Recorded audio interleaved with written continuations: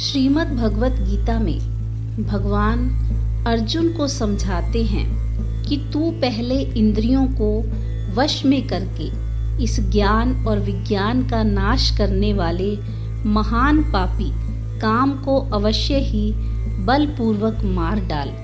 भगवान समझाते हैं कि अभ्यास तथा वैराग्य इन दो उपाय द्वारा इंद्रियों को वश में किया जा सकता है।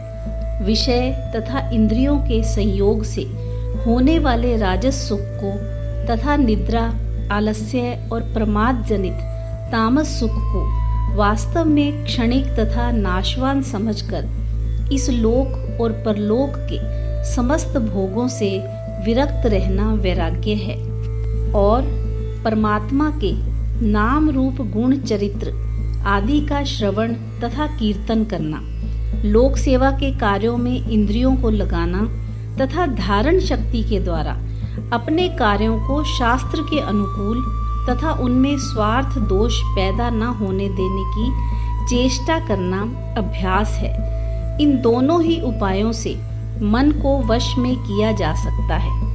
भगवान का निर्गुण निराकार तत्व का प्रभाव, महात्म्य तथा रहस्य से युक्त यथार्थ ज्ञान को ज्ञान कहा जाता है।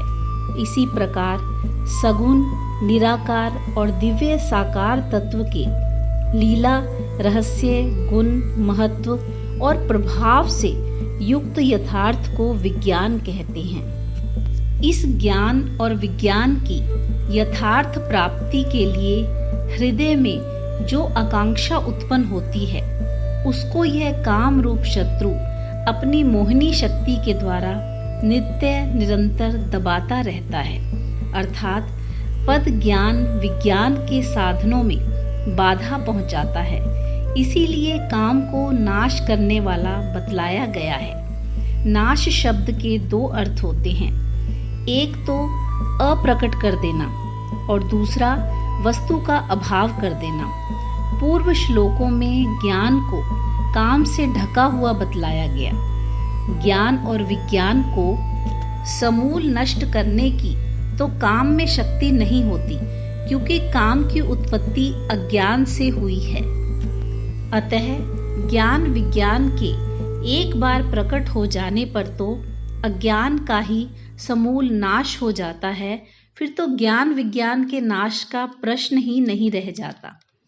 जय श्री कृष्ण।